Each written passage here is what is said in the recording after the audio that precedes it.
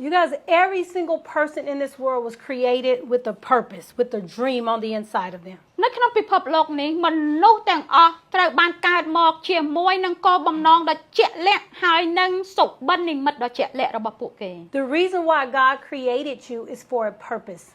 ជាហេតុផលមួយដែលព្រះបានបង្កើតយើងនៅលើផែនដីនេះគឺដើម្បីគោលបំណងដ៏ជាក់លាក់ God did not just create you just to be a person living on this earth. ព្រះមិនមែនគ្រាន់តែបង្កើតយើងនៅលើផែនដីនេះគ្រាន់តែឲ្យមានវត្តមានមនុស្សនៅលើផែនដីនោះទេ When God create people and when He create things, He create them for a reason. នៅពេលដែលព្រះជាម្ចាស់បង្កើតអ្វីៗសពសារពើនិងបង្កើតមនុស្សនៅលើផែនដីគឺដើម្បីគោលបំណងមួយ So we all have a reason for being here. ដូច្នេះយើងទាំងអស់គ្នាមានហេតុផលដើម្បីមានវត្តមាននៅលើផែនដីនេះ And our dream comes out of our reason and our why we exist.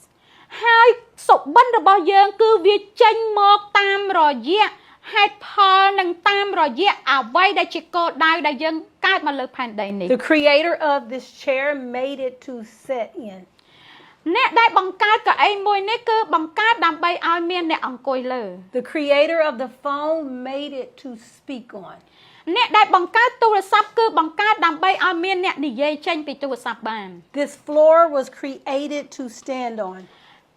ក្តារមួយនេះគឺបង្កើតមកដើម្បីឲ្យយើងដើរ Why were you created? តើយើងកើតមកដើម្បីអ្វី Just like a mango tree was created to produce mangoes. ដូចជាដើមស្វាយបង្កើតមក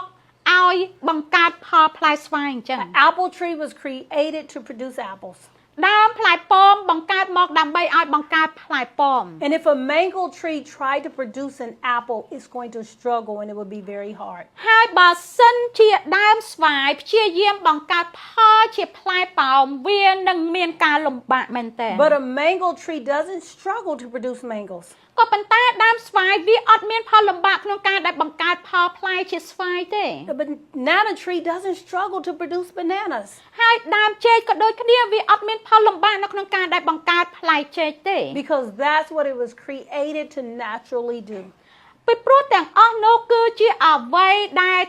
វាត្រូវបានកើតមកដើម្បីបង្កើតផលទាំងអស់នោះចេញមក And you were created with purpose. យើងទាំងអស់គ្នាយើងកើតមកជាមួយនឹងគោលបំណងនៅក្នុងនេះ So how do I find my purpose? How do I find my dream? ថាតើខ្ញុំស្វែងរកគោលបំណងហើយនឹងសុបិននិមិត្តខ្លួនឯងដល់របៀបណា What comes naturally out of you? អ្វីទៅដែលចេញពីក្នុងបងប្អូនមកខាងក្រៅដោយមិនមានការប្រឹងប្រែង What can you do that just comes so easy for you? អ្វីទៅដែលបងប្អូនធ្វើទៅដោយមិនចាំបាច់មានការប្រឹងប្រែងធ្វើចេញមកដោយស្រួល